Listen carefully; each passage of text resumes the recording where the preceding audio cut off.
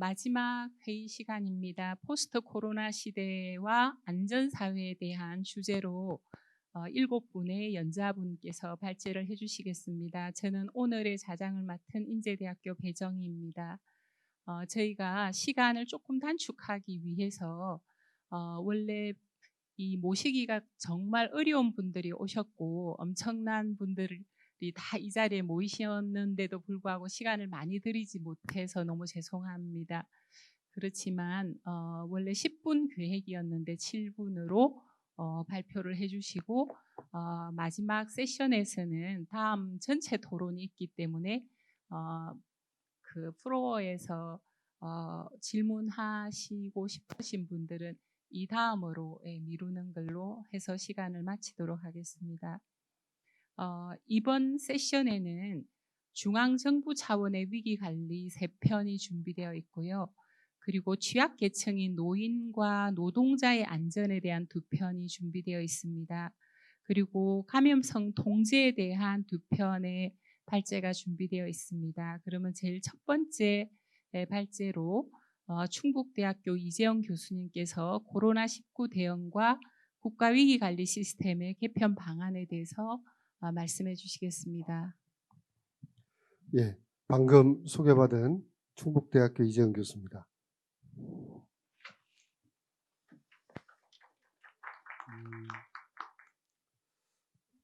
인류 역사 동안에 감염병 위기는 늘 있어 왔습니다.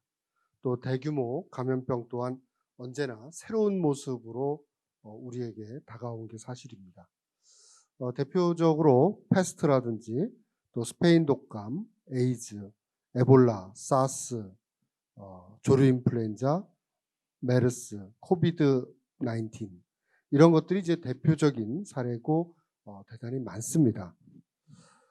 그리고 특히 올해는 코로나19로 우리가 많이 불안하고 다른 데 신경을 못 썼지만은 실제로는 4월 10일에 치사율 50%에서 90%인 에볼라 바이러스 질병의 새로운 사례가 콩고에서 보고되기도 했습니다. 또 14세기 유럽 인구 전체의 30에서 40%를 사망하게 한 패스트가 2012년과 2017년 동아프리카에서 발병 사례가 보고되었습니다. 그리고 2020년 7월 17일 현재 우리나라 코로나19 환자 현황을 보면 전체 확진자가 13,672명, 그중 완치는 12,460명, 치료 격리 중인 환자가 919명, 사망자는 293명에 이르고 있습니다. 이런 그 현황으로부터 우리가 갖고 있는 국가 위기관리 시스템의 문제점으로는 어떤 게 있는지 간단하게 살펴보면요. 첫 번째는 정부 및 공공기관의 위기관리 전담 조직이 없다는 겁니다. 중앙정부 조직은 물론이고 광역자치단체 또 기초자치단체, 국회도 위기관리 전담 조직이 없고 각종 공공기관이나 학교, 병원, 보건소, 군대, 법원, 경찰, 검찰, 소방, 교도소 등 이 정부 및 공공조직에서 코로나19 감염병 위기를 비롯한 재난위기나 또 테러리즘 위기, 국가 핵심 기반 마비 위기 등 조직의 안전을 위협하는 상황에 적극적으로 대처할 수 있는 전담 조직이 없다는 것이 첫 번째 문제점으로 볼 수가 있습니다. 두 번째 문제점은 그 중에서도 특히 그 광역 및 기초자치단체의 위기관리 역량이 부족하다는 겁니다. 주민들의 안전을 위협하는 신종 감염병 위기는 물론이고 재난위기나 테러리즘이나 사회재난이나 뭐 다양한 유형의 생활안전을 위협하고 있는 각종 위협으로부터 주민의 안전을 보호하기 위한 인력이나 예산, 장비 등과 같은 아주 기본적이고 기초적인 역량들이 부족한 게 현실입니다. 사실 표현은 부족이지만 실제로는 거의 영향이 없다고 봐도 과언이 아니라고 말씀드릴 수 있겠습니다. 특히 감염병 위기 대응과 관련해서도 그 진단, 격리, 치료, 검사 기능을 수행할 수 있는 대비 역량이 확보되어 있지 않고 격리 대상자를 보호할 수 있는 각 자치단체별 장소나 식량 이런 실질적인 위기관리 역량도 없는 게 현실이다. 이것을 크게 두 개만 오늘 제시를 했습니다. 개선 과제 측면에서 본다면 정부 및 공공기관 조직의 위기관리 기능과 시스템을 전담하는 조직을 신설할 필요가 있다는 점을 들 수 있습니다. 오늘날 현대사회에 와서 지상, 지하에 있는 그 셀 수 없는 시설과 장비들이 아주 대단하게 또 복잡하게 얽혀 있습니다. 그러다 보니까 어느 한 곳에서 문제가 생기면 사회 전체 시스템이 마비 붕괴되거나 생명, 재산, 건강이 치명적인 피해가 발생을 하게 됩니다.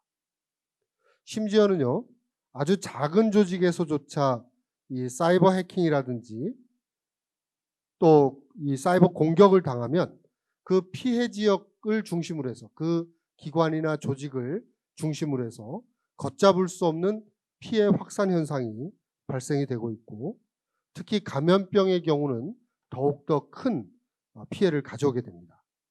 따라서 다양한 중앙정부나 광역자치단체, 기초자치단체, 공공기관 등에서는 다양한 유형의 위기에 대응할 수 있는 전담 조직을 신설하는 게 이제 현 정부에서 필수적이다 이렇게 보고 있습니다.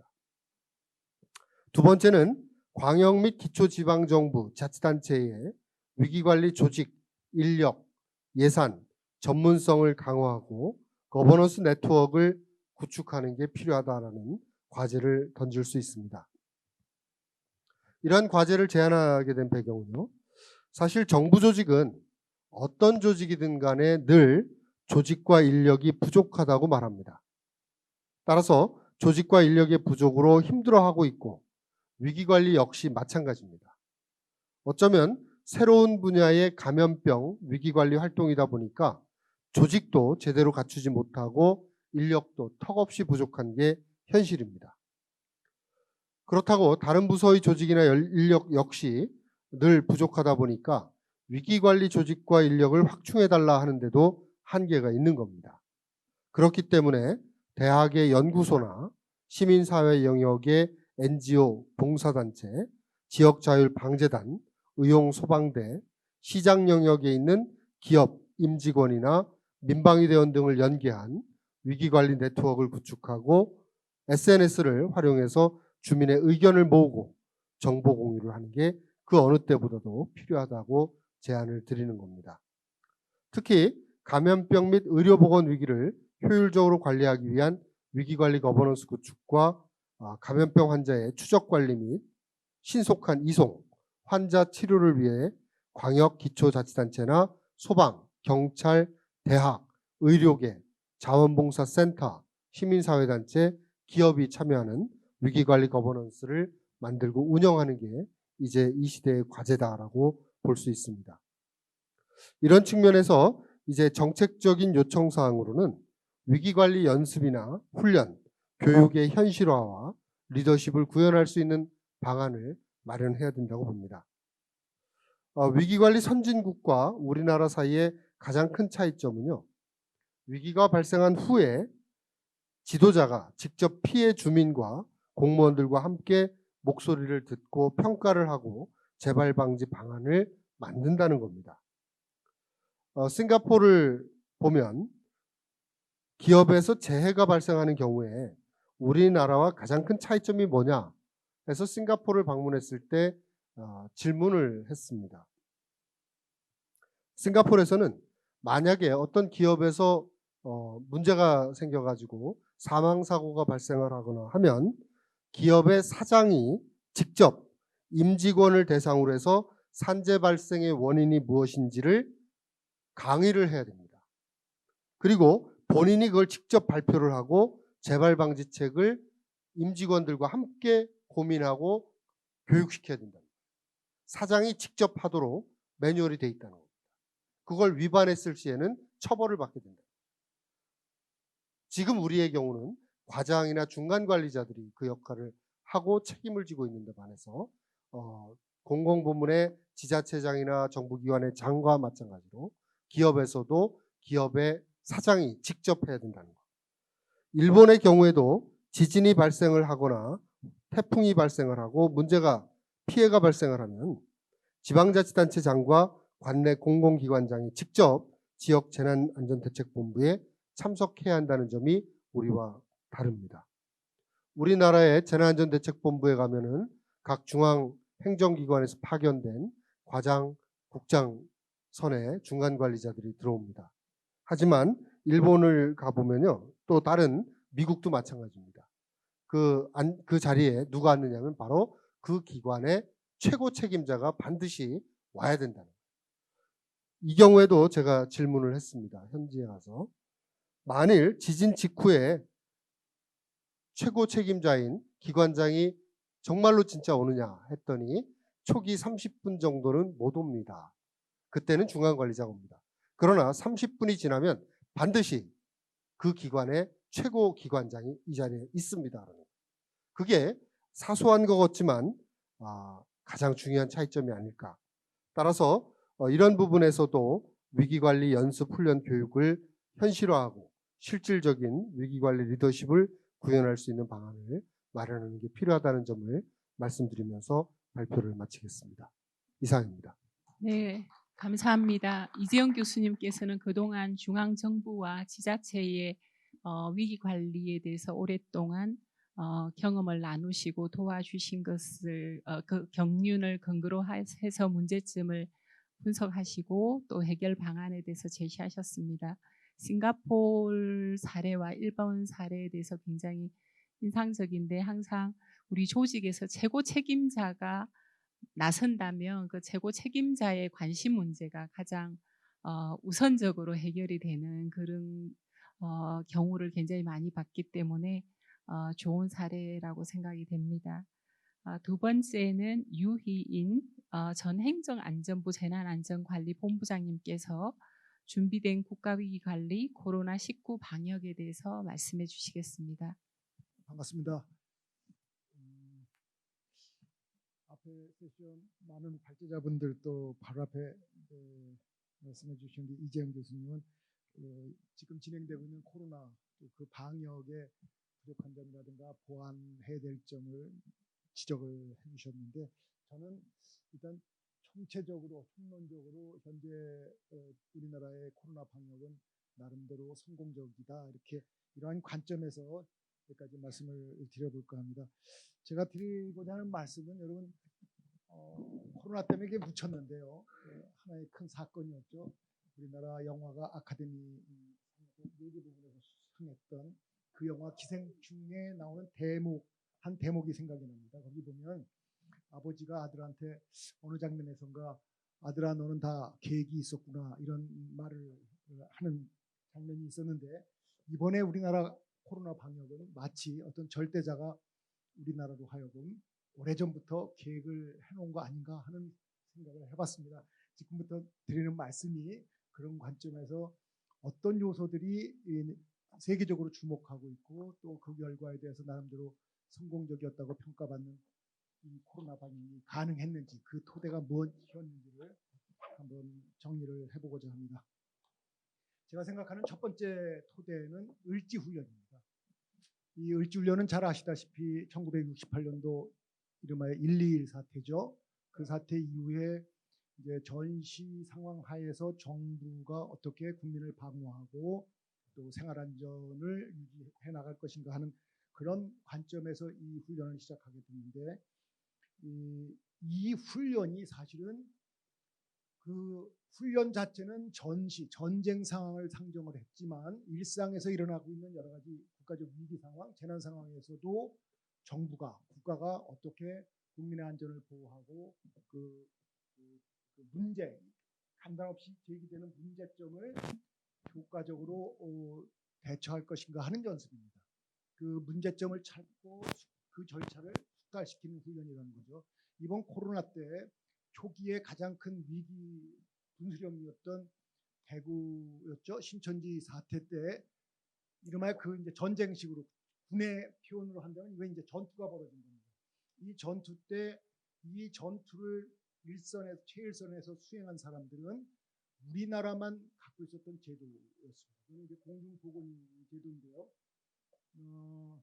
공중보건위는 다 아시다시피 군인 3년 복무를 대체해서 격오지 의료기관이 없는 데서 그 공중보건의료소 근무하는 제도죠.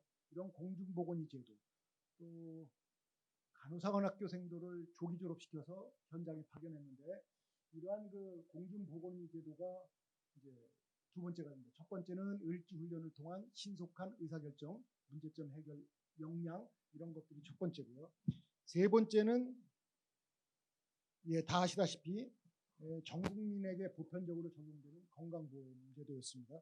이 제도 덕분에 적극적이고 대대적인 검사가 가능했고 검사와 치료가 가능했고 이를 통해서 대대적인 확산도 방지할 수 있었다. 이게 벌써 준비가 되어 있었다는 거죠. 네 번째는 뭐 우리 어느 사이에 우리가 엄청 변화된 시대의 삶을 살고 있죠. 그것은 뭐냐면 통신입니다. 정보통신망. 요즘엔 초등학생 이상만 되면 휴대폰을 다 소지하고 사용하고 있고 또 그거에 따라서 아주 촘촘하게 구성된 기지국, 건물내가 되든 저 태백산맥 위가 되든 그리고 신용카드 사용률 제가 보니까 어느 순간서부터 주머니에 동전이 없어지고 현금조차 없을 때가 있어요. 그렇게 생활을 해도 전혀 불편함이 없을 정도의 우리가 살고 있습니다.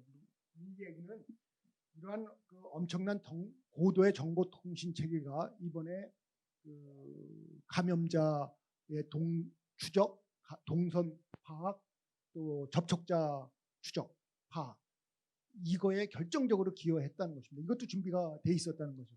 다른 나라는 비교해 보면 우리가 얼마나 다른 그 기반에서 이번에 코로나 방역을 펼쳤다라는 것을 금방 생각을 해보실 하실 수 있을 것 같습니다. 다섯 번째는 이거야말로 우연이라고 할 수도 있는데요. 마스크 사용 기반입니다. 우리나라는 이미 황사와 미세먼지 그 대처 과정에서 국민의 마스크 사용이 일상화됐고, 그러니까 그의 거부감이 전혀 없었죠. 그리고 이러한 수요에 따라서 그 웬만한 중소 이런 제조업 기반은 다 이미 임금 노동력이 싼 인건비가 싼 중국이라든가 인도네시아, 베트남, 벵글라데시로 다 넘어갔어요. 그런데 마스크는 국내에 지속적인 수요가 있기 때문에 다른 제조업과 달리 국내의 상당 기반의 제조 기반을 유지하고 있었다는 겁니다. 이것도 준비된 계획이었다 이렇게 말씀드릴 수가 있죠. 한마디 더 말씀드리면 초기 어느 시점부터는 선진국도 이 마스크의 중요성, 기능에 대해서 이미 알았어요. 그런데 국민들한테 그 사용을 강조하거나 크게 홍보하지 못한 이유가 이걸 공급을 못 해주니까 언급을 못 하고 있었다고 저는 보고 있는데요. 어쨌든 마스크 사용 기반이 근본 코로나 방역에 큰 기여가 되었다 이렇게 말씀드리고요. 여섯 번째는 사전 훈련 시뮬레이션과 그 경험입니다. 잘 아시다시피 우리나라는 2004년에 사스를 경험했고 그거에 따라서 제가 바로 주도를 했죠. 제가 작업을 해서 감염병을 아까 발제자도 말씀하셨지만 33개 국가 위기로 설정을 하고 그에 대한 국가 대응 체계와 마지막 매뉴얼 체계까지 수립 운영을 하게 됐죠. 이러한 경험 그리고 또 2015년인가요? 메르스를 경험했고 엄청난 충격을 받고 우리의 이 보건의료 공중보건에 많은 이제 변화를 갖고 왔던 사건인데 이것이 어느 정도 제대로 됐는지를 다시 한번 점검차 있었던 게 3년 후인 2018년도 9월에 또 메르스 환자가 중동 방문자에서 나왔습니다. 그것을 통해서 다시 한번 또 여기에 대한 경각심과 전반적인 체계를 점검해 볼 수 있는 기회였다. 이렇게 말씀을 드릴 수가 있겠습니다. 마지막 일곱 번째는 근본에 처음 가동이 됐죠. 사실은 우리가 중대본부 아마 다음 발표하실 우리 정 교수님께서도 이러한 그 국가 재난 지휘 체계 이거에 대해서 이제 조금 더 자세하게 말씀을 해주실 것 같은데 어쨌든 국무총리가 국내 재난을 대상으로 중대본부장이 돼서 그 체계를 가동한 건 이번이 처음이었습니다. 그런데 이 체계가 바로 1년 전 작년 5월 30일 날 실시했던 이제 과거 해오던 을지훈련의 변형이었죠. 우리나라 단독 군사작전하고 결합시킨 을지호국훈련을 작년 양일간 3일간 실시했죠. 이때 우리가 처음으로 해봤던 것이 국무총리를 본부장으로 하는 그 재난대응 체계 훈련이었습니다. 그때 전면적인 복합재난을 상정을 해서 전통적인 행안부 장관의 그 중대본부장 체계로는 문제가 있다, 역부족이다 싶어서 국무총리를 법상으로만 돼 있던 국무총리를 실질적 본부장으로 해서 그 훈련을 진행을 했습니다. 이런 것들이 이번에 바로 가동이 됐는데 전장에서 제가 몇 군데 얘기를 들어보니까 각 부처에서 이구동성으로 하는 것이 총리가 직접 중대본부장이 돼서 매일 그 대책회의를 진행함으로 인해 각 부처가 그 회의 자리에서 문제를 공동으로 인식을 하고 문제점을 바로 해결하는, 대책을 바로 찾아내는 이런 게 가능했다. 이 얘기를 이구동성으로 합니다. 거기다가 정부 부처뿐만 아니라 광역지자체장 15개 지자체장도 같이 영상으로 참여를 했죠. 그래서 중앙과 수직적인 지자체 현장 또 수평적인 부처 간의 협조 협업이 원활히 이루어질 수 있었다, 이렇게 말씀을 드리고 있을 수 있습니다. 이 을지국 관련이 또 이번 코로나 방역에 준비된 사항이었다, 이렇게 말씀을 드리겠습니다.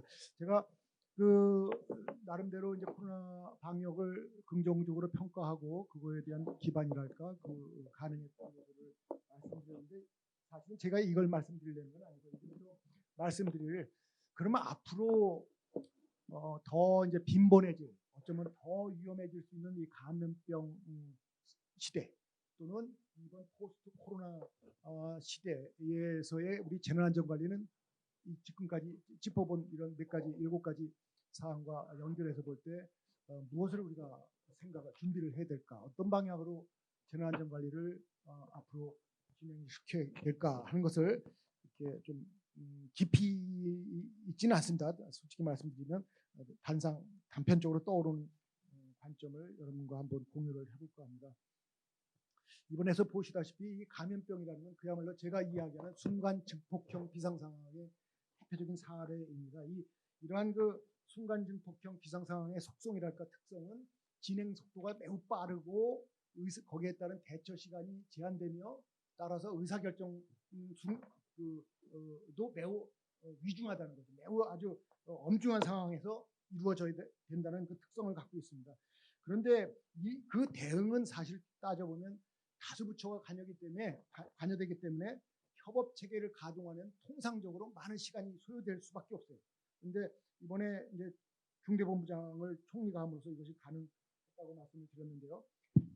앞으로 또 일어날 수 있는 그 뭐 방사능 유출 사건이라든가 화학물질 유출 사고 같은 이런 사건들이 벌어질 때는 이번 같은 체계로 가능할까요? 그 의문이 드는 겁니다. 무슨 얘기냐면 이번 감염병 때 우리가 볼 수 있는 거는 이름하여 이제 복합재난 상황, 감염병 하에서 다시 발생할 수 있는 여타 재난 상황에서는 어떻게 할 것인가? 우리가 준비하고 있는 수립해 놓은 이러한 그 대응 체계들이 그대로 작동될 수 있을까 하는 의문이 드는 겁니다.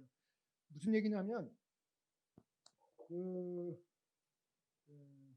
일단 감염병 하에서는 비대면을 친다죠, 그죠? 우리가 뭐 거리두기 이런 방식인데 과거의 복합재난이라고 하더라도 사실은 이러한 그 비대면을 상정한 것이 아니라 기존에 있는 여러 가지 대응 조치들을 나름 우선순위를 둬서 병렬적으로 전개하는 방식입니다. 우리가 작년에 총리 주재하에서 시행해봤던 그 복합재난 훈련도 이런 감염병과 같은 전통적 방식에 많은 제약점이 있는 걸 상정하지 못했어요. 근데 이번에 감염병을 보니까 이제 사람이 대대적으로 투입되는 재난 대응 방식은 불가능해진 겁니다. 심지어 다수의 이재민이 발생하는 아까 말씀드렸던 뭐 방사능 유출 사고라든가 뭐 화학물질 유출 사고 또는 대규모 지진 이런 상황에서 우리가 통상 이제 취하는 그 주요 조치들이 이재민 그 신속한 이재민 수용이죠. 이제 주민 소개, 격리 또 대규모 시설의 수용 관리인데 그게 핵이죠. 그런데 이게 어떻게 가능하겠습니까? 감염병 하에서는. 그래서 이런 문제가 이번에 이제 우리 사회에 던져졌다 이렇게 생각이 됩니다. 그럼 이것을 어떻게 할 것이냐? 결국 이제 비대면 이제 기술을 전면적으로 도입을 하는 방식이 모색되어야 된다고 보는데요. 이번에 코로나19 과정에 높은 고도의 정보 통신 체계처럼 그것으로 우리가 많은 문제점을 해결해 나갔던 것처럼 앞으로 포스트 코로나 시대의 재난 관리는 이런 비대면 방식, 디지털 기술이라든가 도래하는 AI 같은 4차 첨단 기술들을 과감하게 접목한 그런 방식의 재난 관리 또는 그러한 수단들을 미리미리 준비해 나가고 만들어 가야 될 거다 이렇게 생각이 됩니다. 과학기술의 올바른 적용과 공공성 가치를 높이는 일련의 활동들은 그 자체의 수단으로서도 효과도 있지만 사실은 이것들은 이번에 보다시피 정부 정책 집행, 정부의 그 대응에 대한 높은 그 신뢰성, 확실성을 그 국민들한테 얻을 수 있는 하나의 좋은 방식이 됩니다. 그래서 앞으로는 이러한 과학기술을 좀 더 크게 접목하는 이러한 재난관리 방식이 되어야 될 거다 이렇게 생각을 하면서 이러한 문제는 바로 우리 전문가들이 미리 고민을 하셔서 사회와 국가 정부에 제시를 해주실 책임이 있겠다 이런 생각을 해봤습니다. 이상입니다. 네, 감사합니다. 유인 전 본부장님께서는 우리 정부 초기 행정안전부 최근까지 안전의 최고 사령탑 역할을 지휘하셨기 때문에 그 경험을 통해서 과거에 우리가 쭉 어떻게 준비했고 또 어떻게 성공적으로 오늘에까지 오게 됐는지를 말씀해 주셨는데 들으면서 역시 기적은 하루아침에 이루어지는 건 아니구나라는 생각을 다시 한번 했습니다. 감사합니다. 세 번째는 정창권 소장님께서 한국위기관리연구소를 맡고 계시고요. 작년까지 국가위기관리학회장을 맡으셨는데 국가재난컨트롤타워 운영체계 개선에 대해서 말씀해 주시겠습니다. 여러분 안녕하십니까. 방금 소개받은 정찬권입니다. 제가 지금 소장을 맡고 있는 한국위기관리연구소는 그 전통적인 안보 플러스 재난 이 분야를 이렇게 핸들링을 하고 있습니다. 제가 맡은 주제는 그 국가재난 이제 컨트롤 타워 하면 여러분들 요즘에 이제 코로나 19 때문에 중앙재난안전대책본부 뭐 이런 것들이 거의 이제 귀에 익어가지고 뭐 전혀 이상하지 않을 정도로 이렇게 됐던 것 같습니다. 그 다음에 이제 요번에 감염병에서 예를 들면 그 보건복지부 장관이 이제 중앙사고수습본부장, 그럼 중앙대책본부의 차장 이렇게 해가지고 하다 보니까 이게 어떤 게 어떤 거냐 이제 이렇게 의문을 제기하는 분도 계시지만 대부분의 분들은 그냥 뭐 국무총리께서 해가지고 다 하는구나. 그 다음에 복지부 장관이 옆에서 서포팅 하는구나. 뭐 이 정도 수준에서 보고 있는 것 같습니다. 그래서 이런 그 중앙재난안전대책본부하고 중앙사고수습본부의 지휘통제 체계, 그 다음에 중앙대책본부장 체제가 지금 국무총리하고 행안부 장관이 동시에 이렇게 할 수 있도록 되어 있습니다. 법령상으로. 거기에 대한 문제라든지, 그 다음에 이제 위기 경보를 단계를 선포하는 것이 법령화하고 위기관리 매뉴얼하고 지금 다르게 되어 있다는 것이죠. 그러다 보니까 거기에 대해 파생되는 문제가 있다. 그래서 제가 발표하는 것은 좀 현 체제에 대해서 비판적인 시각이 조금 있다 하더라도 이것은 제가 뭐 어떤 다른 의미로 연구자 입장에서 하는 거기 때문에 여러분들이 감안해서 좀 이렇게 해주시면 좋겠습니다. 문제점으로서 가장 큰 문제는 뭐냐면 지금 중앙대책본부장이 행안부 장관인데 통상적으로 이번 감염병 같은 경우는 이제 총리가 이렇게 하셨지만은 중앙사고수습본부장도 장관급이고 또 부총리급입니다. 그러면 장관이 장관을 지휘할 수 있느냐? 물론 정부조직법상에 보면 해당 소관 그 장관이 자기 업무에 관한 것은 다른 그 부처 장관들도 통제할 수 있도록 이렇게 돼 있습니다. 그렇지만 법령 그렇지만 현재 실상으로는 조금 어렵지 않느냐 이제 이런 부분이 좀 있고요. 그 다음에 지금 그 지자체 같은 경우는 중앙대책본부하고 중앙사고수습본부 이중 통제를 받습니다. 그러니까 어떤 문제가 있냐면 지자체 같은 경우는 재난 현장에서 대응하는 손발 역할을 해야 되는 거거든요. 그런데 보고서 작성 내지는 보고 때문에 오히려 현장 대응을 제대로 할 수 없는, 아까 우리 이전 교수님께서 말씀하신 기관장이, 그러니까 지자체 장들이 중앙재난안전대책본부장으로서 역할을 하는데 걸림돌이 될 수 있다. 이제 이런 시각으로 제가 말씀드렸습니다. 그 다음에 이제 그 중대본부장 운영하는 문제 보면 해외 재난은 지금 외교부 장관이, 방사능 재난은 그 원자력안전위원장이, 풍세 재난은 행안부 장관이 이렇게 됐습니다. 그러면 해외 재난 같은 경우는 그 외교부 장관이 중대본부장하고 중앙사고수습본부장 모자를 2개 써야 되는 겁니다. 이것은 그 역할 수행에 있어 무리가 올 수밖에 없다. 더군다나 그 뭐 외교부 장관이 뭐 재난 이 컨트롤 타워 이런 부분에 대해서 사실 그 전문가라고 할 수도 없고, 또 그 속한 그 직원들이 충분히 그 서포트 보좌할 수 있는, 어시스턴트 할 수 있는 그런 부분들도 우리가 의무시되기 때문에 이런 부분에 대해서 좀 우리가 고민을 좀 해볼 필요가 있겠다. 그 다음에 이제 중대본하고 중앙사고수습본부가 문제가 뭐냐면 이 역할이 중복되는 기능이 상당히 많습니다. 그래서 우리가 이제 통상 미국 FEMA 같은 경우 국토안보부하고 이런 걸 많이 얘기를 하는데, 실제로 FEMA 같은 경우는 연방정부에서는 그 지자체에서 먼저 할 수 있도록 하지 먼저 개입해서 하질 않습니다. 근데 우리는 여전히 그 지방자치를 우리가 1995년도에 도입을 했는데도 불구하고 여전히 지방자치단체에서는 어떤 그 재난이 발생하면 일단 보고하고 여기 재난 발생했습니다 보고하지 자기들이 뭔가 이렇게 능동적으로 하는 그 부분을 거의 잘 보이질 않습니다. 그게 어디서 나오냐면 이런 그 지금 재난 대응 기구, 즉 중앙재난안전대책본부와 중앙사고수습본부 이런 그 기구 운영하는 데 있어 가지고 제도적으로 그런 그 걸림돌 또는 병목 현상을 나도록 돼 있기 때문에 이게 문제가 있다. 특히 그 중앙재난안전대책본부 같은 경우는 여러분들 규정이나 이런 거 한번 스크린 해보시면 이 조직은 대단히 재미있는 조직입니다. 즉 권한은 있는데 자기들이 책임지는 건 아무것도 없습니다. 조치했을 때 내가 책임지겠다는 게 아무것도 없습니다. 그래서 그런 부분들을 우리가 좀 고민을 해야 되겠고, 그 다음에 이제 중대본부장이 그 행안부 장관이 통상 하다가 국무총리로 이렇게 넘어가도록 돼 있는데, 그게 이제 제안법 14조 4항에 보면 그 2가지 경우로 이렇게 명시를 해놨습니다.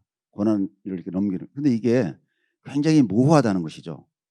그래서 이런 부분들이 그 범정부적으로 그 총체적 대응을 할 때 기회를 실기할 수 있다. 우리가 말로는 그 골든타임 하지만 이것은 이 분야에서 전문성을 갖고 이런 상황이 됐을 때 거의 동물적인 감각이 발휘되지 않으면 사실 불가능한 게 많거든요. 그래서 그런 부분이 있고, 그다음에 이제 3번째 제가 말씀을 드리고 싶은 것이 위기 경보 격상 선포 구비 요건이 이것이 그 매뉴얼하고 지금 그 법규하고 좀 다르게 되어 있습니다. 그러다 보니까 상당히 그 문제가 발생할 수 있다. 제가 그 밑에 그 써놨는데 이번 같은 경우로 코비드 19일 때 보면 경보 단계는 1월 27일 날 선포했습니다. 그런데 제가 계속 모니터링을 해왔는데 지역사회 감염 사례가 속출했죠. 그런데도 계속 하지 않았어요. 중대본 가동 안 했습니다. 심각 단계는 2월 23일 날 선포를 했습니다. 약 한 달간 이렇게 됐죠. 이렇게 하다 보니까 중대본은 관한 분들이 뭐 하고 있는 것이냐. 그러니까 행안부에서는 뭐라고 그러냐면 심각 단계가 선포되지 않았기 때문에 우리가 중대본을 설치할 수 없다. 이런 얘기인 거죠. 이제 이렇게 되면서 이제 야기되는 문제가 그 다음 장입니다. 법적으로 가동하게 돼 있는, 운영하게 돼 있는 기구들을 하지 못하고 임시 대응 기구라든지 회의체 이런 것을 불가피하게 할 수밖에 없습니다. 여러분들 대통령부터 이 선출직 공무원들이라는 것은 여론을 무시할 수 없습니다. 그럼 여론에서 그 여론이 비등하면 어떻게든 액션을 보여야 돼요. 정치라는 게 그런 겁니다. 그러다 보니까 어떤 형태가 나오느냐. 이번 같은 경우 보면 관계장관 신종 코로나 바이러스 대응 종합점검회의, 총리제 확대 중수본회의, 이런 그 법에 없는 이런 그 용어를 쓸 수밖에 없고, 그러다 보니까 중대본이 늑장 대응을 하다 보니까 범정부 차원의 총체적 대응을 할 수가 없었다. 그래서 여러분들 그 회자됐던 얘기가 있지 않습니까? 창문 열고 모기 잡는 방역, 이게 이런 데서 나올 수 있는 겁니다. 과거에 세월호 때도 범정부 사고대책본부라는 이런 그 위령 기구를 운영했고, 메르스 때도 마찬가지입니다. 메르스 범정부 대책. 그래서 이런 부분들을 좀 그 일어나 이렇게 좀 통일을 해서 규격을 맞춰서 그 실기하지 않도록 하는 게 좋겠다. 그다음에 마지막으로는 그 대통령실에 지금 그 재난안전비서관이 없습니다. 이건 굉장히 심각한 문제입니다. 대통령이라는 그 자리는 모든 것을 다 올쿠트 프레싱을 해야 되는데 그 분야를 잘 대통령이 전부를 알아줄 필요는 없습니다. 그럼 전문가가 옆에 스태프가 있어야 되는데 스텝이 없다는 것이죠. 그러다 보니까 이게 대통령이 어떤 사고가 나면, 예를 들어서 지난 강원도 산불 났을 때 아니면 뭐 제천 화재 일어나면 대통령이 먼저 갑니다. 근데 대통령이 현장에 간들 대통령이 거기에 대한 입력이 되어 있지 않기 때문에 사실 거기서 사진 찍는 거 외에는 특별히 할 일이 없습니다. 최선을 다하겠다는 말밖에 할 수가 없어요. 이것은 하지 않는 것과 마찬가지다.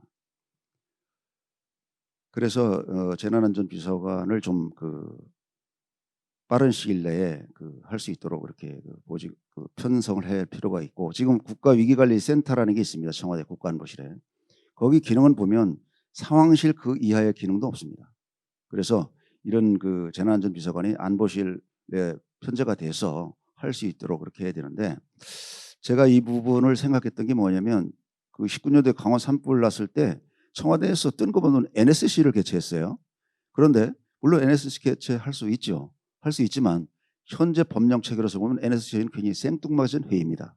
근데 그 얘기를 누가 제가 했더니 청와대 그 담당 그 참모들이 뭐라냐면, 안전보장회의라는 게 뭐 그것만 하는 거냐 이렇게 해가지고 대받아치기를 하는데, 그것은 맞지 않는다. 우리가 민주주의 국가라는 것은 다소 그 늦게 가더라도 법과 제도에 따라서 해야 되는 것입니다.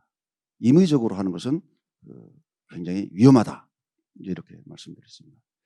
그래서 제가 이 부분의 문제에 대해서 좀 말씀을 드리는데, 일단 제가 그 전체적으로 요약을 지으면은 대응 기구의 장을 좀 바꿀 필요가 있겠다. 그래서 중대본부장은 어차피 그 국무총리가 그 본부장이 돼서 그 모든 그 기능을 그 통할할 수 있고, 그 다음에 범정부적 차원의 대응할 수 있을 때 그 지휘통수로 있어가지고 큰 문제가 없지 않겠느냐. 그리고 중앙 사고수습본부장 같은 경우는 차장이 이제 중대본부 차장이 하면 될 것 같고요.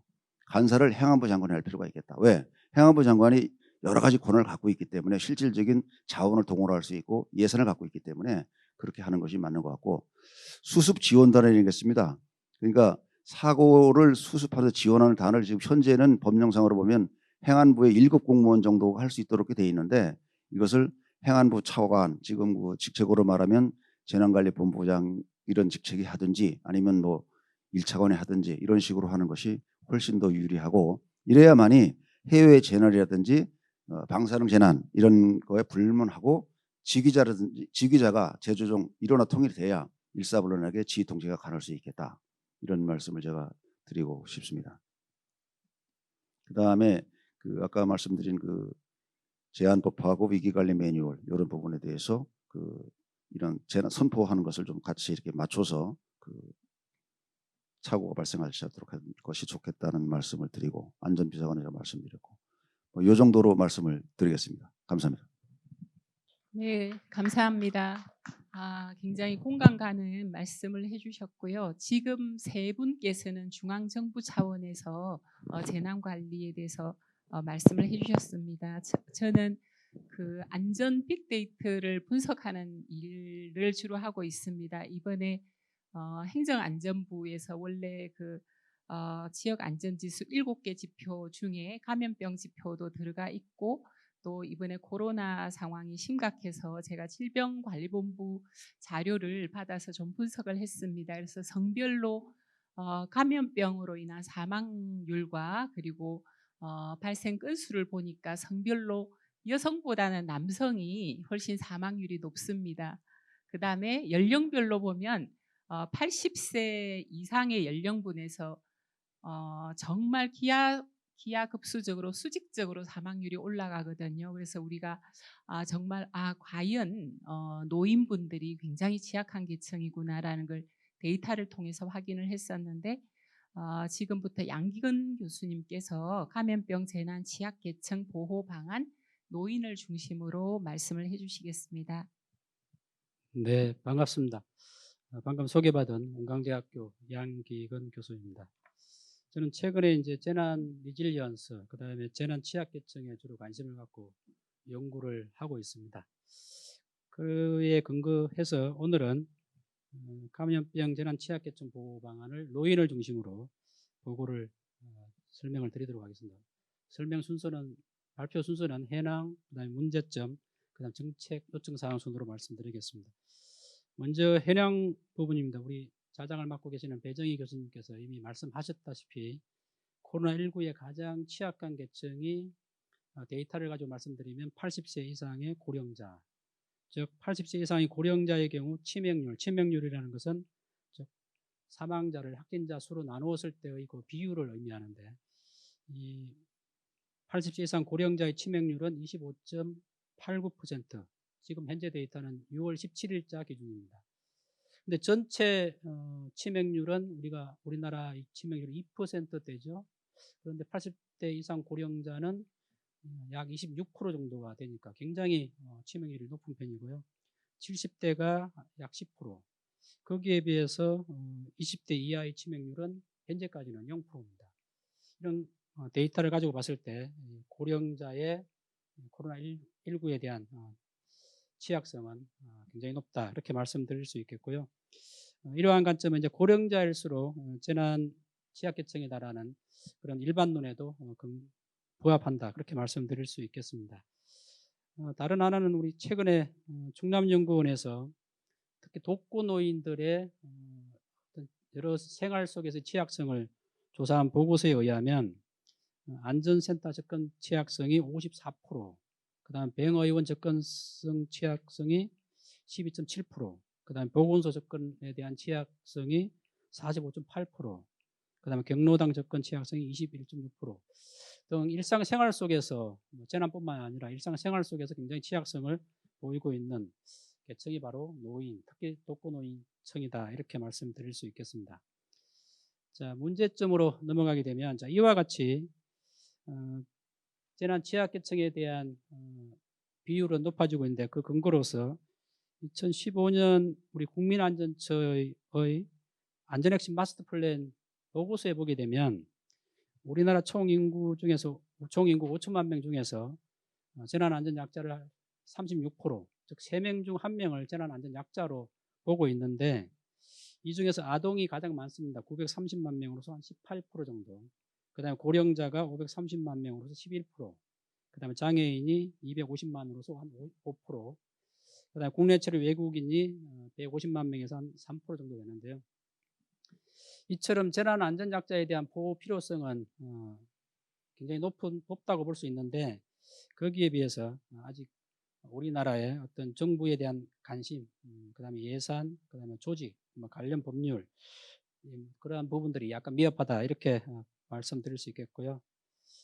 자, 오늘날 우리는 4차 산업혁명 시대다라고 이야기를 하고 4차 산업혁명 시대의 특징을 몇 가지로 말씀드릴 수 있는데 초연결사회, 그다음에 초지능사회, 초융합사회, 이렇게 흔히들 이야기합니다. 특히 초연결사회, 이게 지금 현재 우리가 겪고 있는 코로나19와 관계되는데요.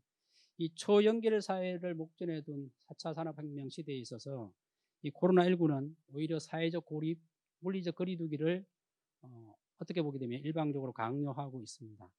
자, 그러다 보니까 특히 사회적 의존성이 필요한 재난취약계층, 특히 고령자 계층에서 갑작스러운 돌봄의 공백이나 그다음에 정보 접근의 어려움 등으로 인해서 특히 감염병과 같은 재난 상황에 더 취약할 수밖에 없다, 이렇게 말씀드릴 수가 있겠습니다.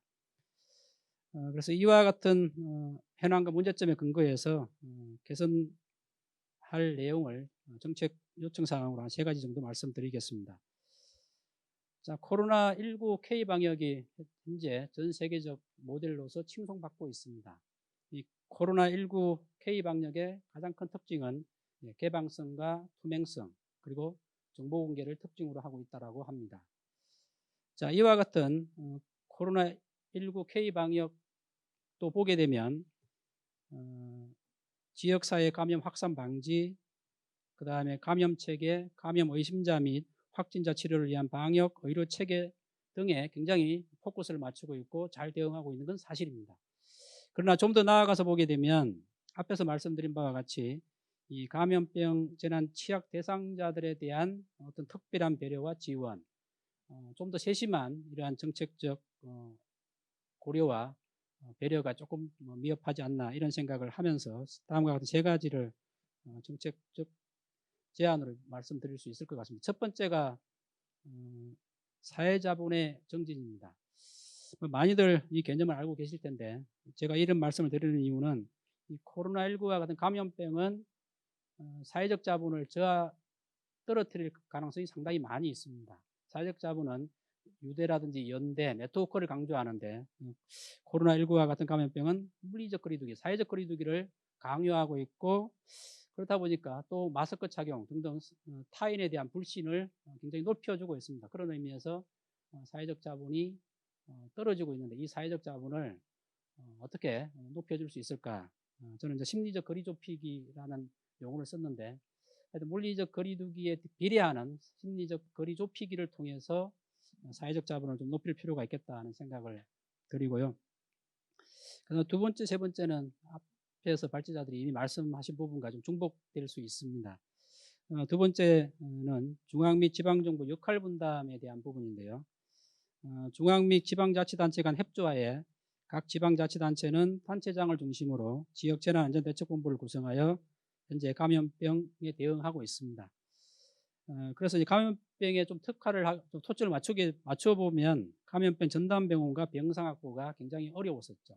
그래서 이러한 부분들을 1차적으로는 지방정부가 하고 지방정부에서 할 수 없는 범위를 넘어서게 되면 광역, 그 다음에 중앙 단위에서 이를 조정, 총괄하는 그런 노력들이 좀 필요하다는 측면에서 역할 분담이 좀 필요하다는 말씀을 두 번째로 드리고요. 마지막으로 이제 자치단체 역할 재정비가 좀 필요할 것 같습니다. 즉 감염병 재난 취약계층, 특히 코로나19의 치명적 취약성을 보이는 노인에 맞는 감염병 위기 대응 매뉴얼에 따른 중앙 및 광역자치단체 역할과 특히 이제 기초자치단체의 역할을 저희들이 현 시점에서 한번 점검하고 그 다음에 수정, 보완해 나갈 필요가 있겠다라는 말씀을 드리면서 감염병 재난 취약계층 보호 방안에 대한 노인을 중심으로 한 보호 방안에 대한 발표를 간략하게 마치도록 하겠습니다. 네, 고맙습니다. 네, 감사합니다. 다음 발제는 그러면 충북대학의 김용대 교수님께서 감염병에 대한 질병 통제 범위, 국민 자발성 대 강제적 동원 사이에서의 문제점에 대해서 말씀해 주시겠습니다. 감사합니다. 충북대학교 의과대학 예방의학교실의 김용대입니다. 오늘 아침에 제가 코로나 상황을 좀 확인을 해봤더니 전 세계적으로 지금 1,543만 5천 명이 확진이 됐고요. 그다음에 그중에 63만 1,811명이 사망하는 걸로 나왔습니다. 이렇게 아주 심각한 코로나 사태가 지속되고 있는데 제가 오늘 말씀드릴 부분은 이러한 전염병이 이제 유행했을 때 전파 차단하는 게 중요한 수단 중에 하나일 텐데 이런 전파 차단을 국민의 자발적인 참여에 그냥 맡겨둘 거냐 아니면 국가가 강제적으로 좀 통제를 하는 게 필요하냐에 대한 그런 부분에 대해서 말씀을 드리도록 하겠습니다. 앞서 많이 들으셨겠지만 지금 기존의 병원체가 변화하거나 진화되면서 새로운 신종 감염병이 이제 많이 생기고 있습니다. 이번에 코비드-19 같은 경우는 기존에 우리나라가 겪었던 사스나 메르스에 비해서는 비교가 안 될 정도로 굉장히 대규모로 발생하고 있고, 그다음에 규모뿐만 아니라 이제 유행하는 기간도 굉장히 길어지고 있는데요.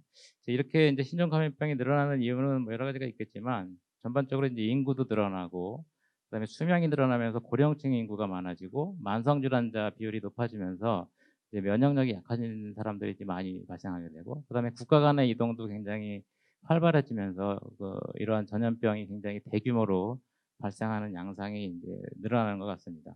실제로 이런 바이러스성 전염병의 위험은 몇 년 전부터 예측이 많이 돼 왔었는데요. 실제로 2015년도에 이제 빌 게이츠가 가까운 미래에 이제 1,000만 명을 죽일 수 있는 그런 사건이 발생을 한다면 그거는 전쟁이 아니고 이 바이러스에 의한 감염력이 높은 이런 전염병 때문일 거다, 이렇게 예측을 했고, 이번에 코비드 19을 겪으면서 이제 그런 예측이 전혀 틀린 얘기가 아니다라는 것을 전부 다 실감을 하고 있는 것 같습니다.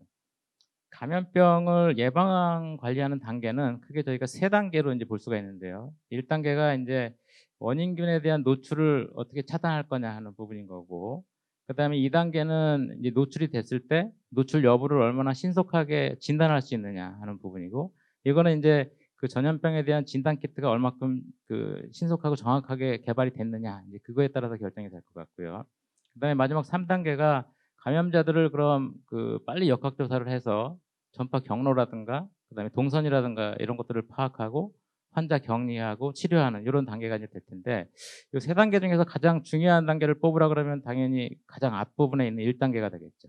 그래서 원인균에 대한 노출을 막는 게 가장 중요한데, 그 노출을 막는 방법은 당연히 이제 감염자하고 비감염자의 접촉을 차단하는 그런 방법이 될 겁니다. 그래서 1단계를 만약에 초기에 1단계를 실패를 하게 되면은 우리 감염이라는 게 한 사람이 두 사람을 예를 들어서 재생산 지수가 2라고 가정을 한다면 한 사람이 두 사람을 감염시키고 두 사람이 다시 네 사람을 감염시키고 이런 식으로 이제 기하급수적으로 늘어나기 때문에 나중에 시간이 흘렀을 때는 정말 걷잡을 수 없는 수의 그런 환자가 이제 발생할 수 있다는 게 굉장히 심각한 거죠.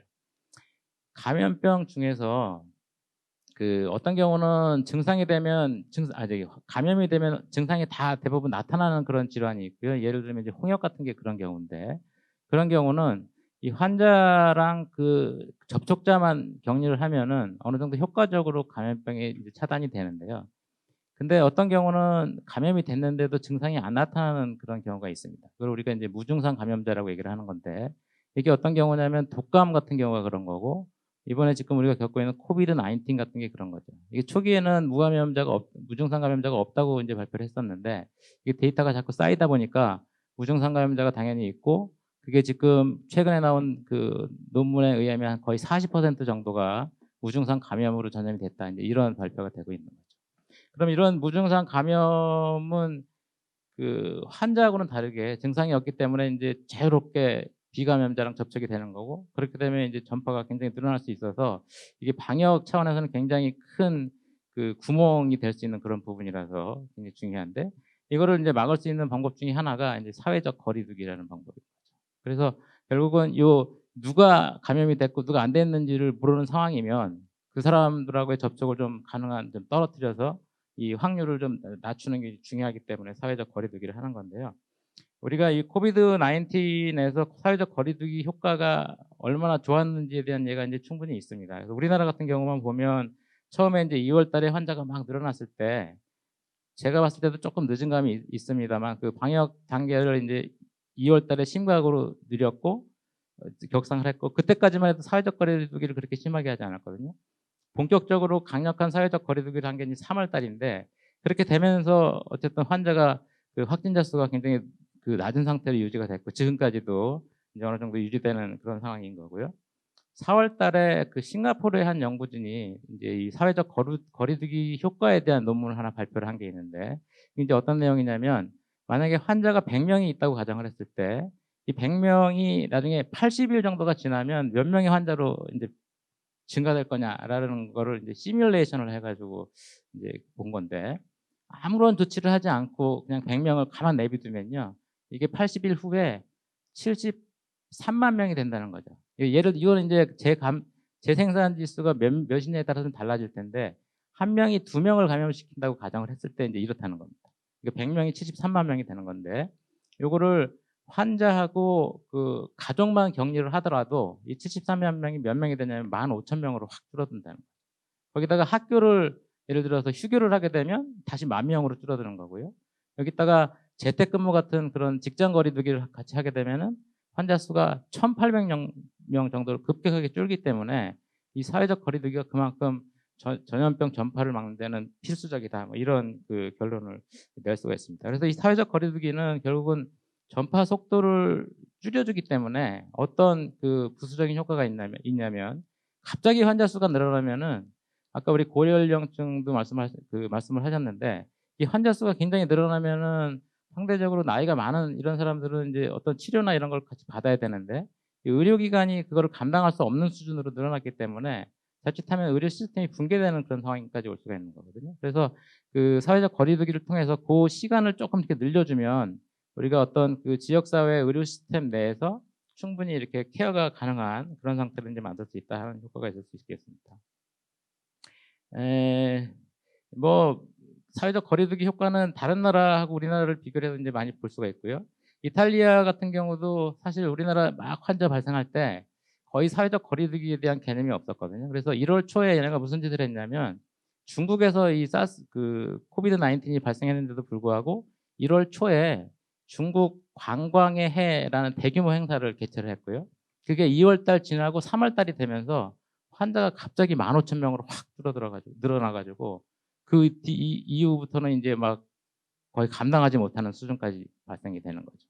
그래서 급기야는 고연령층 환자들이 이제 치료를 못 받고 죽는 그런 사람들이 생기게 되고 결국 이제 발표한 게 고연령층의 그 환자들은 치료를 포기한다 이런 정책까지 발표해서 우리가 뭐 현대판 고려장이다 뭐 이런 얘기도 이제 있었고요. 스페인에서도 그런 비슷한 이제 행사가 있었고 그다음에 미국 같은 경우는 뭐 말씀 안 드려도 잘 아시겠지만 사회적 거리두기는커녕 마스크 쓰는 것조차도 이제 거의 안 하던 상태였는데 지금 뭐 미국이 어떻게 됐는지는 아마 여러분들이 다 잘 아실 거로 생각이 듭니다.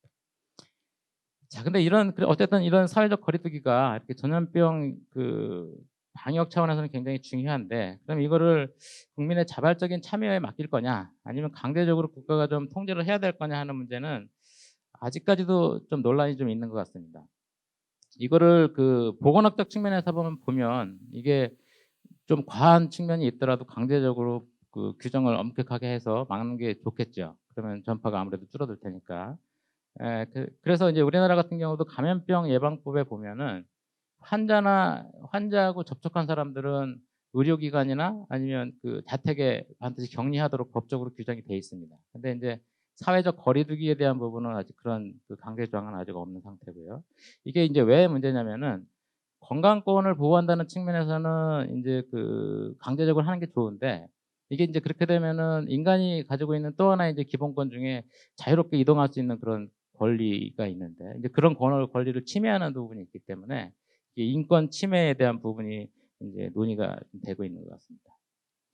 이런 예를 보여주는 게 이제 2014년에 미국의 히콕스라는 사람에 대한 판결이 이제 있었는데요. 이제 히콕스라는 사람은 미국에 있는 이제 간호사고요. 이 사람은 그 국경 없는 의사회 소속 이제이었고 2014년 10월에 서아프리카 지역에서 이제 에볼라 바이러스가 막 창궐 하니까 거기에 이제 구호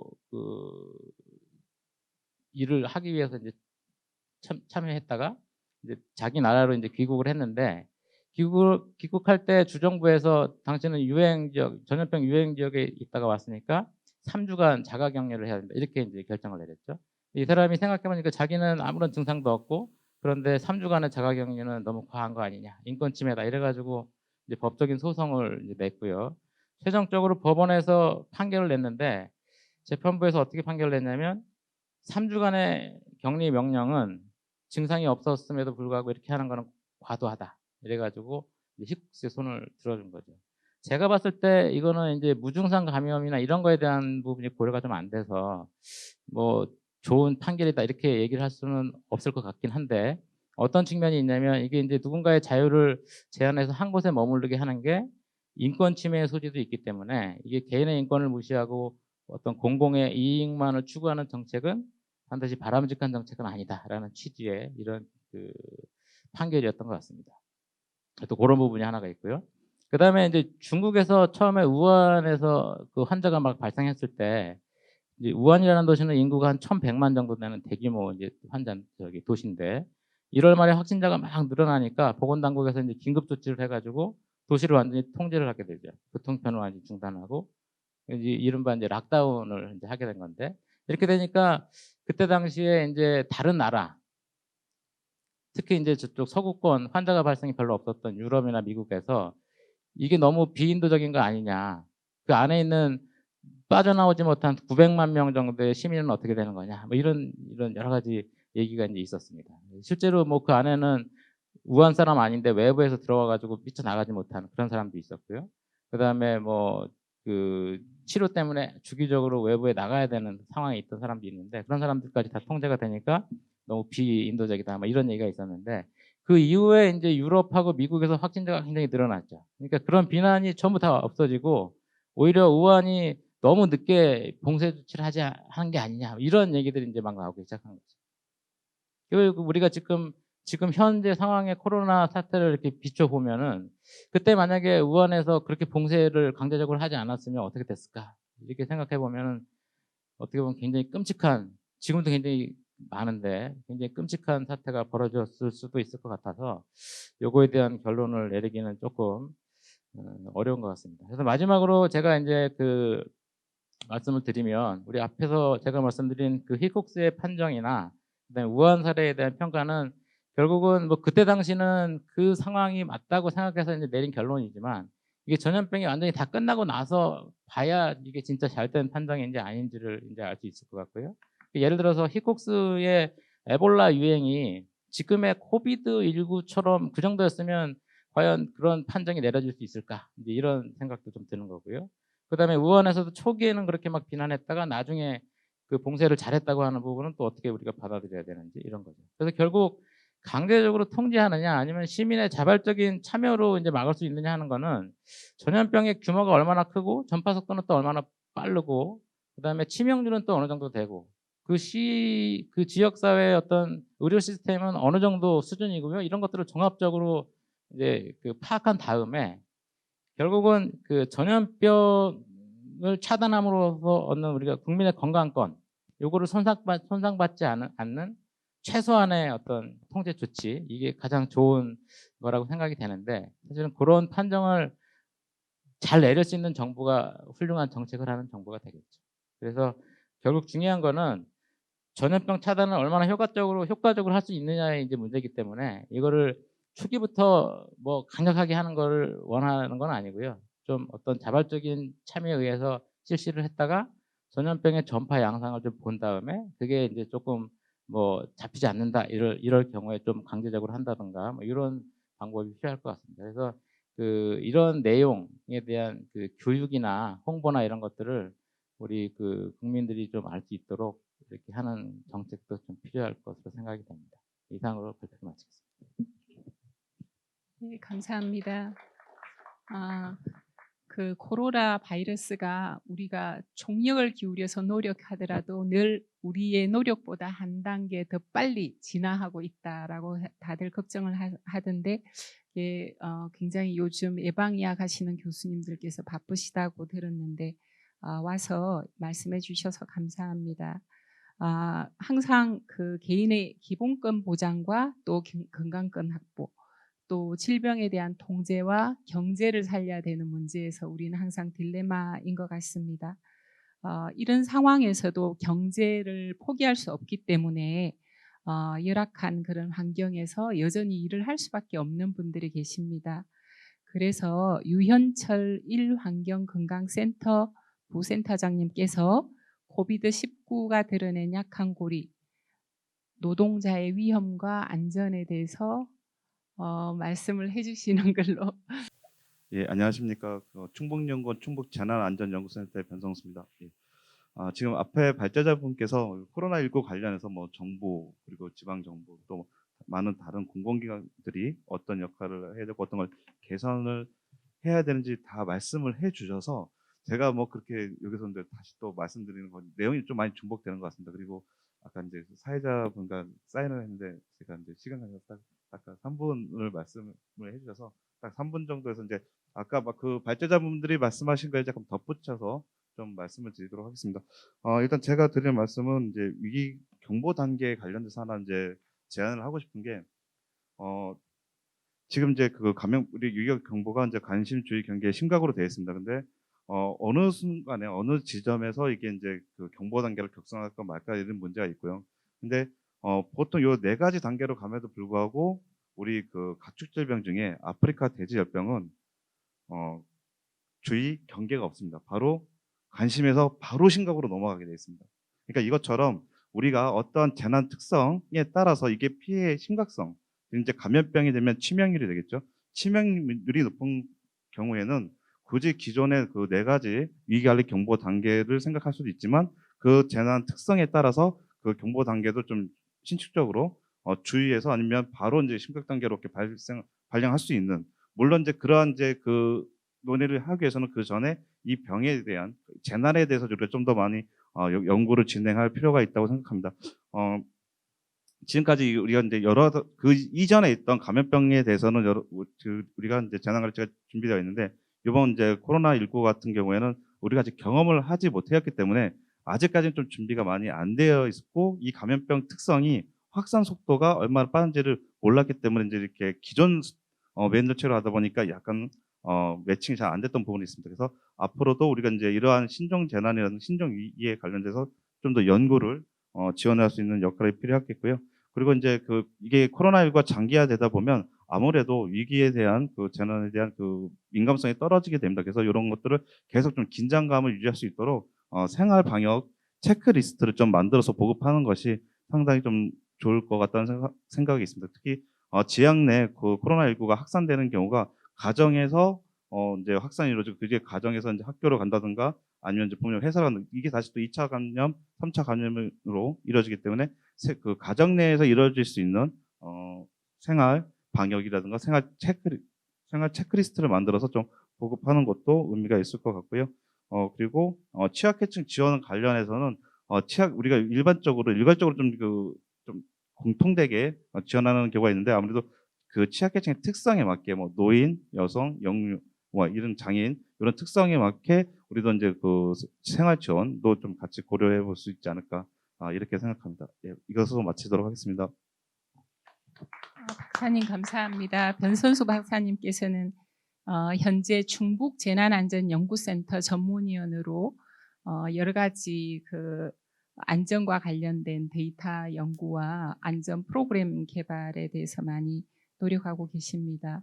지금 6분의 발제가 끝났고요. 마지막으로 유현철 부센터장님께서 노동자의 위험과 안전에 대해서 발제를 하시는데 부센터장님께서는 프레젠테이션 자료를 이용하여 발표를 하시기 때문에 저희는 무대 밑으로 잠시 내려가겠습니다.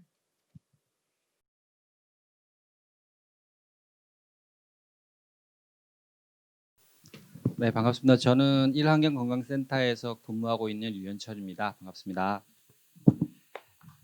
네, 저는 사실 직업환경의학을 하는 의사인데요. 이런 자리에서 본 기회가 사실은 별로 없습니다. 왜냐하면 주로 노동자들의 건강 문제를 다루는 것이 이렇게 국가 위기 관리라는 것들로 크게 다뤄본 자리에 들어가는 경우가 사실 많지가 않았습니다. 그러다 보니까 저도 분위기를 잘 몰라서 그런지 PPT를 준비해 와서 이렇게 무리를 일으켜서 대단히 죄송합니다. 사실 제가 드리고 싶은 말씀들 자체는 코로나 시대에 여러 가지 위험들이 드러났고 그것들을 어떻게 관리할 거냐는 문제가 나타났었는데요. 그거를 노동자의 관점에서 보면 어떻게 돼야 되느냐는 것들도 말씀드리고 싶었습니다. 코로나 시대에 가장 두드러졌던 분들, 그리고 이것들을 방역의 최일선에 서 있었던 분들, 의사 선생님들이나 이마에다가 가득 그 레벨 D 등급의 방호복을 썼던 간호사분들, 보건의료 노동자들은 전면에 많이 부각됐지만 보이지 않는 노동자들이 많이 있었습니다. 그래서 그 보이지 않는 노동자들의 문제들 조금 말씀을 드리고요. 그럼 이후에는 어떤 것들이 좀 필요할까 말씀을 드리겠습니다. 네, 이거는 뭐 다 아시겠지만 과거에 질병과 기근의 시대가 있었죠. 그래서 대유행이 있었고요. 많은 분들이 이렇게 사망을 하고 이런 것들은 여러 사회상에 다 반영이 됐었던 것들입니다. 그러다가 그 이후에 뭐 질병의 원인들을 규명하기 시작하고 그러다 보면서 세계적 유행이 감축이 되기 시작했습니다. 질병의 원인을 발견해내고 그러다 보니까 그 이후에는 이제는 퇴행성 질환의 시대다라고 생각했고 감염병은 이 정도 정복하지 않겠냐는 생각이 있었습니다만 사실 역병의 시대가 지났느냐라는 고민들이 있는 거죠. 최초의 역병의 시대에 배제와 차별, 희생양 찾기, 마녀사냥 이런 것들이 질병의 유행 때문에 생겼었던 건데 지금 다시 또 역병, 소위 말하는 신종 감염병의 시대에는 이런 것들은 없는가라는 고민도 사실 해보게 됩니다. 다 아시는 문제니까요. 넘어가겠습니다. 이런 정도 상황이라는 건 다 설명을 드렸고요. 그런 상황에서 사실은 저는 안전보건이나 건강권을 바라보는 사람이기 때문에 안전 문제를 좀 생각을 해봤습니다. 과연 안전이라는 것 자체가 무슨 거냐, 뭐냐, 뭐 모든 위험이 사라지는 안전이 없지 않습니까? 그러다 보니까 보통 저보다 훨씬 더 많이 잘 전문가시겠지만 뭐 수용 가능한 만한 위험을 유지하는 것들을 안전이라고 본다 그러면 수용 가능한 위험은 어느 정도냐? 도대체 어느 정도 위험이면 우리는 여행도 가고 친구들을 만나고 애들이 학교도 가느냐 이런 고민들이 있습니다. 그런 것들이 최대한 합리적 수준에서 실행 가능하게 낮게 유지되는 것들이 안전이라고 이야기했을 때 결국은 그 수용 가능성의 문제들에 있어서 위험을 평가할 때는 사회적 가치관이 개입된다고 보는 거고요. 저는 위험의 수용 가능한 위험의 수준을 결정하는 것도 마찬가지지만 위험이 다 균등하게 가느냐, 누군가는 더 위험해지고 누군가는 덜 위험하냐라는 문제도 좀 결국은 사회적 가치관이 들어가야 된다고 생각을 하는 거거든요. 그래서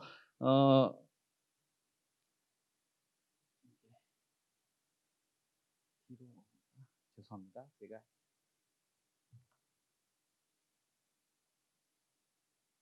뒤로는 안 넘어가는. 네. 그래서 이 위험을 어쨌든 그렇게 가치관도 이야기하겠지만 굉장히 낮은 단계 기초적인 수준에서 위험을 보통 이렇게 얘기를 합니다. 위험은 위험 요소, 그러니까 위험의 특성, 위험을 갖고 있는 고유한 위험 물질의 특성이나 위험 요인에다가 그것이 노출이 얼마나 됐느냐 그 가능성을 곱해서 보통 생각을 한다고 그러는데요. 위험은 크기를 보면 이 가능성과 중대성의 문제인데 비행기 사고는 가능성은 낮지만 중대성은 크고 그리고 뭐 이런 교통사고는 중대성은 낮지만 가능성이 높다 이렇게 돼 있습니다. 근데 신종 감염병의 경우에는 위험 요소를 제대로 알 수가 없습니다. 이게 얼마나 많은 사람을 초기에 죽였을지 죽이게 될지도 잘 몰랐고요. 질병의 특성도 잘 몰랐습니다.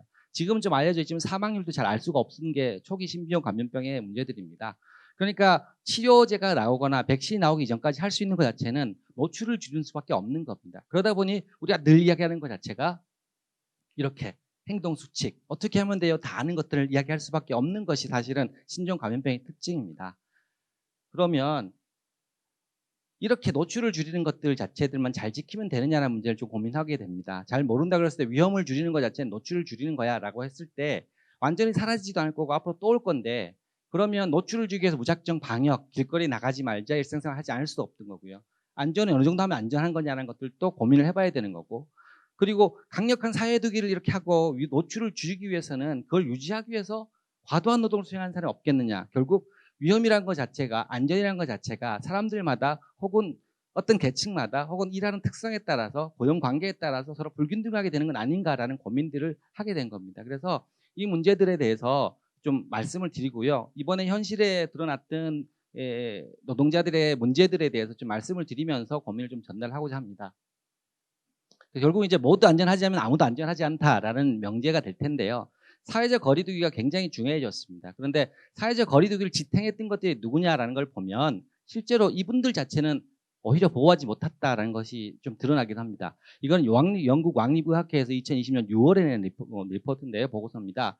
처음에 코로나 바이러스는 Great Equalizer라는 이야기를 했었습니다. 영국 수상도 감염되고 유명한 배우도 감염되니까 이거 아무한테나 똑같이 눈이 없어, 감정이 없어, 뭐 빈부를 가리지 않아 했었는데요. 결과적으로 그 감염의 노출의 결과가 어떻게 영향을 미치냐를 들여다봤더니만 결국은 사회적 약자들한테 갔다라는 이야기를 합니다. 그래서 영국 왕립의학회 결론은 Great Unequalizer라는 COVID-19에 대해서 이렇게 정의를 내리는 것보다 성격 규명을 하게 됩니다. 그래서 형평성이 중요하다라는 걸로 결론을 맺습니다. 사회적 거리두기가 나와 가까운 가족이 사회적 거리두기를 위해서 필요한 것들이 뭐냐? 교육도 필요하고 여가활동도 필요하고 먹거리도 필요하고 입을거리도 필요한데 이것을 플랫폼과 온라인으로 유지했다고 얘기를 합니다. 우리나라가 정부 강국이라서. 그런데 그것만 가능하냐? 그것들 매개하는 노동자들은 없었느냐는 고민을 하게 되는 거고요.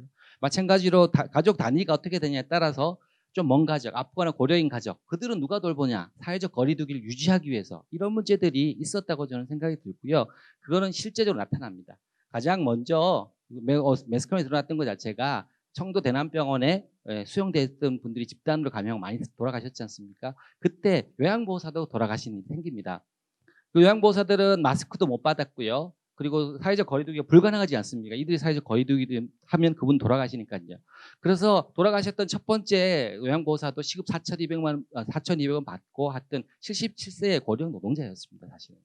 이런 문제들. 그리고 이분들이 사실은 이번에 더 위험해진 거냐? 아니고 원래 사회적으로 약자로서 노동안전보건망에서 되게 약자였다는 것들은 이전에도 잘 나타나 있었다는 것들을 보여드리는 겁니다. 이건 최근의 이야기가 아니고요. 과거에도 이렇다라는 겁니다. 이것이 코로나를 통해서 더 드러났다는 거고요. 이건 바뀌어진 소비 패턴에 대해서 금융연구소에서 은행에서 만든 건데요. 보시면 인터넷 쇼핑, 홈쇼핑, 슈퍼마켓, 편의점 드러나고요. 막 늘어났습니다. 면세점, 아울렛 이렇게 사람들이 직접 가는 건 줄었습니다. 그럼 이것들을 가능하게 하는 노동자이 누구였느냐 보면 콜센터 집단 감염 여러분 잘 알고 계시잖아요. 보고서가 나갔습니다. 이렇게 밀집해 앉아있던 콜센터 노동자들이 감염 굉장히 많이 됐죠. 그리고 이분들은 이전부터도 시작해서 원하청 구조 속에서 여러 가지 연금이라든가 사회적 안전망에 대해서 굉장히 거리가 떨어져 있었다는 보고들도 많이 나오고 있었던 겁니다. 그것이 이번에 코로나 사태를 통해서 드러났던 문제라고 저는 말씀을 드리고 싶은 거고요. 또 그렇게 소비 패턴이 바뀌면서 물류센터 택배 노동자들이 문제를 얻게 됩니다. 과로사했던 사례가 드러나기 시작했고요. 또 감염됐던 상황에서 이렇게 우리는 이때까지 이렇게 해왔어요라는 것들이 드러나기 시작합니다. 노동안전보건에서 사각지대에 있었던 거고요. 그분들이 이렇게 줄 서서 일자리가 없을 때 이렇게 찾아가고 물류가 늘어가면 항상 일자리가 있는 자리로 알려져 있었습니다. 그런데 제대로 된 보호는 계속 못 받고 있었다라는 것들은 잘 드러나고요. 택배 노동자들 같은 경우에는 실제로 이 만화 작가는 스스로가 택배 노동자였습니다. 그 사회적 지위에 대해서 이렇게 특수고용직의 이야기를 하고 있습니다. 개인사업자의 자율성은 없대, 노동자의 권리도 없는 것 이렇게 이야기하고 있는 상황이었던 거죠. 그럼에도 불구하고 사회적으로는 이렇게 대접 받아왔습니다.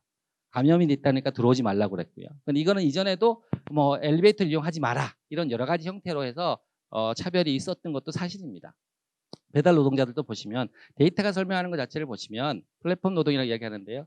코로나19로 배달 서비스가 증가해서 1륜차 사망이 13% 증가했다는 겁니다. 코로나 때문에 어떻게 하라라는 걸 보면 전체 교통사고 사망은 줄었습니다. 그런데 오토바이 사고는 늘었다는 거죠. 이런 것들이 보여주고 있다. 그런데 그들 역시 여전히 산재 보호에서 배제당하는가라는 이야기도 있었고요. 학습지 교사도 마찬가지입니다. 이제는 학습 교사가 가장 먼저 줄어들게 되죠. 그래서 이런 문제들도 마찬가지입니다. 보호받지 못했던 것도 마찬가지고 경제적으로 어려움을 겪고 있다는 것들도 데이터로 드러났습니다. 그래서 이전에도 이분들은 특수형태 고용 노동자로 해서 여성 비율이 90% 이상 되고 평균 월급 이 정도다. 그런데 산재보험에 이 정도밖에 13%밖에 가입하지 않았다라고 과거에도 계속 보호받지 못했고 했다는 이야기가 나옵니다. 이 사태를 통해서 도드라지기 시작한 겁니다. 결국 드리고 싶은 말씀은 이런 겁니다. 사실 이게 최초에 저희들 역학의 아버지라고 하는 사람이 존 스노우가 영국에서 런던에서 콜로라가 감염됐을 때 지도를 만들었던 겁니다. 점을 찍어 보니까 연결되어 있던 것들 찾았던 거죠. 상수 시설을 공유했기 때문에. 그래서 이 지도들은 지금 현재로 이렇게 GIS를 찍어보면 이렇게 모습이 된다고 그래요. 그럼 이번에 이런 것들 우리 또 봤죠. 감염자를 찾아나가는 지도들. 물론 형태는 다릅니다. 훨씬 더 복잡해졌지만 이렇게 찾아나갔던 게 콜레라 지도와 마찬가지로 이렇게 돼 있고요. 뭐 이런 것들을 우리가 복합계라 그래서 이야기를 하고 있죠. 그래서 감염병 추측도 이렇게 하고 있습니다. 우리는 모두 연결되어 있는데 그 당시에 콜레라 시대에서는 사실은 아주 간단한 연결망 자체 상수도원의 같은 간단한 연결망만 조절하게 되면 감염의 컨트롤이 가능했었는데 이 시대는 그렇지 않은 거죠. 굉장히 복잡다기한 방역막이 돼 있는 겁니다. 그 시대보다 의학적으로도 훨씬 더 발전해 있지만 실제로 이런 문제들 같은 경우는 훨씬 더 구조적으로 연결돼 있다라는 것들에 대해서 생각을 하게 됩니다. 그래서 그 사이에 그때는 상수도가 아니었겠지만 그리고 하수실 위생처리였겠지만 지금은 약한 거리가 어디냐. 그래야 이 코로나 시대 이후에 사회적 레질리언스가 높아질 수 있겠다라는 생각을 하게 되는 겁니다. 그래서 사회적 거리두기가 아니라 물리적 거리두기와 사회적 연대를 고민한다라는 겁니다. 그래서 이런 것들은 이제 여러 가지 사회 현상에도 마찬가지로 드러나고요. 저는 산재를 주로 다루다 보니까 산재가 발생하는 문제들 자체가 위험과 안전에 대가 되는 개념들이 돼야 되는데 위험에 대해서 노동자들은 그렇게 됩니다. 노동자들에 대해서 위험은 반대 상대는 안전입니다. 그래야 자신의 신체와 정신의 건전성을 유지하게 되는데요. 기업에서는 위험에 반대 상대하는 이윤이 되게 됩니다. 그래서 이것들이 노동자들의 안전이 기업에서 똑같이 이윤이 되도록 연결되지 않고 노동자의 위험이 기업의 위험으로 연결되지 않는다 그러면 기업은 딴 걸 찾게 되는 거죠. 제도적 공백을 찾게 되고 소위 말하는 위험의 외주화를 찾게 된다. 그랬을 때 이제 정부나 우리나 국가의 역할이 필요하다라는 고민을 하게 됐고요. 그래서 모두가 안전하지 않으면 아무도 안전하지 않는다라는 생각을 해야 됩니다. 저는 코로나 시대에 여러 노동자들 자체가 앞으로는 회사 나오지 말라는 이야기를 들으면 조금 느끼는 게 있었습니다. 과거에는 우리가 웬만큼 아파서 죽을 정도가 아니면 꼭 갔었어야 됩니다.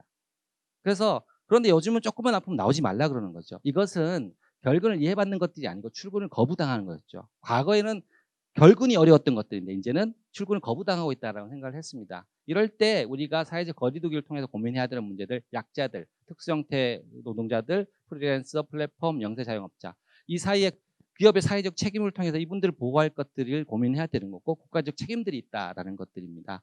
그래서 이런 고민 결과는 복지 안전망의 제고까지 갖는 거고요. 긴급 고용 안정 자금 많이 했습니다. 돈도 많이 받았지만 이것이 긴급이 아니라 일상적 상황에서도 가야 되겠다라는 고민을 하게 되는 거죠. 핵심 수칙 메시지를 5대로 줬습니다. 그런데 가장 첫 번째 제일 수칙이 아프면 3, 4일 집에서 머물기인데요. 아프면 3, 4일 집에서 머물 수 없는 노동자들이 있습니다. 뭐 먹고 살아요 하는 분들이 계신 거예요. 그래서 아파도 쉴 수 없는 분들한테는 상병수당인 걸 고민해보자. 전 세계 국가들 중에 실제로 상병수당이 없는 나라가 별로 없습니다. 2005년부터 고민되고 있었던 문제들인 거고요. 그래서 이런 문제들에 대해서 보면 사업장 규모별로도 굉장히 큰 차이가 납니다. 회사에서 유급 휴가나 유급 병가를 받을 수 있는 게 1000일 이상이 95%가 넘는데요. 네, 이 회사에는 이렇게 작습니다. 이런 문제를 또 바라봐야 된다. 정규직 비정규직 차이에 유급 휴급 병가가 사용할 수 있는 것들이 비율이 이렇게 차이가 나고요. 국가 전체적으로 봤을 때는 두 개 다 아무것도 없는 나라는 전 세계적으로 좀 드뭅니다. OECD 국가에서는 미국하고 우리나라밖에 없죠. 또 한 가지는 전국민 고용보험입니다. 고용보험 가입자의 비중이 정규직이냐 비정규직에 따라서 차이가 있고요. 비정규직 내에서도 어떤 형태의 고용 상태냐에 따라 다 다릅니다. 그래서 고용보험을 통해서 이런 문제 안전망을 높이자는 이야기는 2010년부터 이건 2010년 사진입니다. 훨씬 전부터 있었지만요. 있었던 문제고 근로기준법의 적용 범위 확대 특수고용직 많이 이야기했던 것처럼요. 서구에서도 이런 문제들이 있게 되기 때문에 다양한 방법으로 근로기준법 내로 노동자를 호명할 수 있게 만드는 기준들을 제고하고 있습니다. 그래서 적용을 하게 되면 이런 문제들에 대해서 최소한 법적인 안전망들을 확보할 수 있는 분들이 늘어나게 되면 그것이 코로나 이후에 사회에 있었을 때 사회적 안전 수준과 방역의 수준들을 같이 높일 수 있지 않겠나라는 생각이 듭니다. 그래서 그 외에도 산재보험의 고용 적용 범위를 확대시키고 이런 것들에 대한 고민이 좀 필요하겠다는 겁니다. 앞서 말씀드렸던 그런 형태의 노동자들이 취업자 통계 중에 보면 임금 근로자 중에 745만 원이 있고요. 그리고 비임금 근로자 중에는 91만이 넘게 있습니다. 그리고 그것도 설명할 수 없는 특이한 형태의 유형도 55만이 있습니다. 이러한 형태의 노동자들 그리고 고용 상태에서 불안정해 있는 노동자들 자체가 사실은 코로나 시대의 언택트 시대를 유지하고 지탱해 왔었는데도 불구하고 이들의 안전이라든가 이들의 건강 위험이라든가 이들의 이후에 새로운 상태의 감염병이 왔을 때 어떻게 안전을 보호받겠느냐는 이야기가 되고 있지 않는 것 같다라는 걱정이 들어서 그래서 저는 안전하고 건강한 사회가 여러 가지가 필요하다고 생각합니다. 이런 것들이 필요하고요. 거기에는 항상 이렇게 요즘 말씀드리는 이퀄러티가 아닌 이퀄리티의 문제를 좀 고민하자라는 이야기고요. 끝으로 율라비스라고 하는 저널리스트가 쓴 이야기인데요. 우리가 사회적 몸을 무엇을 여기든 우리는 서로의 환경이고 면역은 공유된 공간이자 함께하는 가꾸는 정원이다. 이런 말씀으로 좀 발제를 마치겠습니다. 감사합니다.